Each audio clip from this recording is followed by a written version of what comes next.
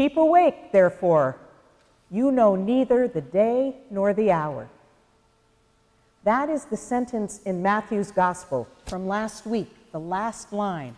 And it comes right before the parable we just read about the talents. Keep awake, therefore, for you know neither the day nor the hour. And then Jesus immediately continues, for it is as if a man going on a journey summoned his servants and so on. And so I know we're accustomed to thinking keep awake in this parable means make hay with those talents that he left with them, or else. Or does it? Is God the landowner? Because the landowner is described as a harsh man, reaping where you did not sow and gathering where you did not scatter seed. Is that the God that Jesus has been teaching about and living into? Hold that thought. We need to remind ourselves again that the way Jesus talks and the parables Jesus uses are relevant to the people of his time and his place. Of course they are. That doesn't mean they're not relevant to us in our time and our place. Of course they still are. But to understand them in our time, to unpack them, we need to think at least a little bit about what the society Jesus lived into and spoke into was actually like. So, I had a great experience last week. I started seeing a new spiritual director, and it was our first meeting, just getting to know each other. We really clicked, and it felt good, and at one point, she used a bad word, very matter-of-factly, the way you would with a friend whom you knew really well and knew they could roll with that. And I will tell you, I am the kind of person who can roll with that. Not only that, but I delight in it because my son, who's gone now, used many bad words all the time to be funny. And so when they pop up in friendly situations, it makes me think of him like he's saying hello, and it makes me happy. But this spiritual director, she didn't know me yet, really. And I hadn't used any bad words yet, though I was bound to. But there it was, and I inwardly smiled. And then, the very same day, I went to a new hairstylist to get a trim, and she was a hoot and a delightful person, and she used that bad word right and left. Again, inside, it made me so happy. But my intellectual, middle-aged self thought, wow, another new relationship with a person the same day who doesn't know me really well and doesn't know if I'm a person who might be offended by the bad word or not. And that's interesting. And since it's interesting, of course, I told my daughter about it later in the day and how tickled I was that it felt like a Patrick kind of day with this busting out of the bad word by new strangers. And also, though, about that academic question of how did they feel comfortable to use the bad word without knowing me well enough to know if I might not be offended by it. Well, my daughter just laughed like crazy, as an adult child of a mother of a certain age would do. And she said, "Mom, it's not a thing. People don't worry about using that word anymore, and people are not getting offended. No one does. It's a different time." Well, we all know it is a different time. Every 20 years or so, essentially, really is a different time, right? The same word in a different era can connote different things. What was once truly offensive is now cheeky and friendly, or it can actually even mean something entirely different. This gospel we heard today is from some 100 sets of 20 years ago, right? It often gets messed with on both counts here in our different time. It's so tempting to hear the word talents in Matthew's gospel and conflate it with our own word talents, what we've got that's valuable, right? Our skills, our work, our abilities, our compassion. Don't bury it. right? Let it shine. And although that is a worthy message, and it certainly is congruent with the Gospels, talents in context of this parable, it's a measurement in those ancient days, and it's a vast, almost unfathomable amount of money. Most scholars calculate that 1 talent in the parables would be equivalent to 20 years of wages for a common worker.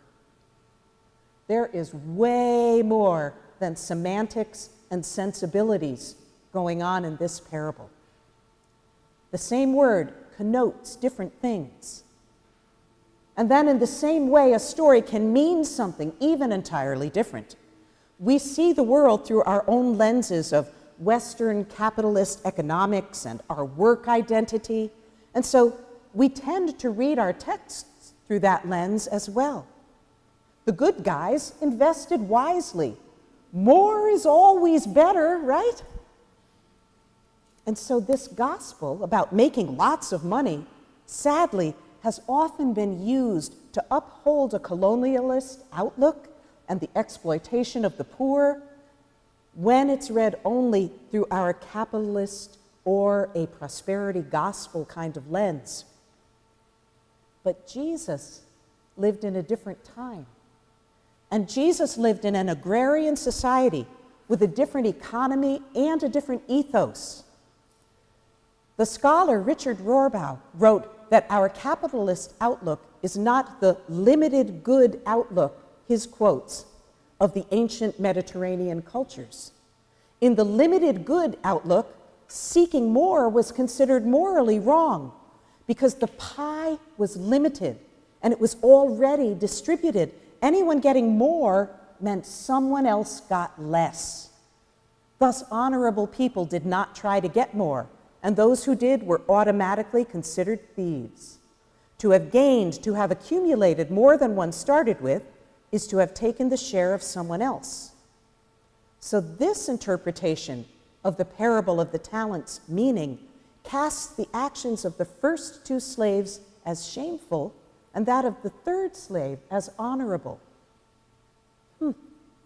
So it's not unlikely that to listeners of Jesus' time, the 3rd servant who buried his talents despite the consequences that he must have known he would face, was adhering more closely to his own conscience, as well as to the prohibition in Deuteronomy, perhaps, against earning interest, when he confronts the master, saying, "You are a harsh man, reaping where you did not sow." Brave words, actually. Maybe this servant is not the worst of the 3 after all. He names the problem in the system where they're still subject to the landowner's whims, and they are still subject to the master's goal of having more and more for himself in a world of limited resources and other people's needs. Maybe that's why he's afraid. Parables are not so simple. Jesus tells them to make people think, to challenge the prevailing thought of the day and the prevailing powers of the day. So, where is Jesus positioned in this parable? I come back to when I said hold that thought, because the landowner is described as a harsh man, reaping where you did not sow and gathering where you did not scatter seed. Is that the God that Jesus has been teaching about and living into? Is that Jesus? In the Gospels, Jesus' ministry is to the hurting and the sick and the lost and the outcast and the oppressed, right? The people who are held in misery by the system around them, both the political and economic system and the religious system. And yet earlier, Matthew, in chapter 11, verse 29, quotes those beautiful words of Jesus. "Take my yoke upon you and learn from me, for I am gentle and humble in heart, and you will find rest for your souls." Jesus is not describing God or himself as a harsh master. The God of Jesus, The God that is Jesus does not come to us as a harsh master of a rigged system, gathering where he did not scatter seed. Jesus is planting the seeds of a new system, a new kingdom, the kingdom of God, where his yoke is easy and his burden is light.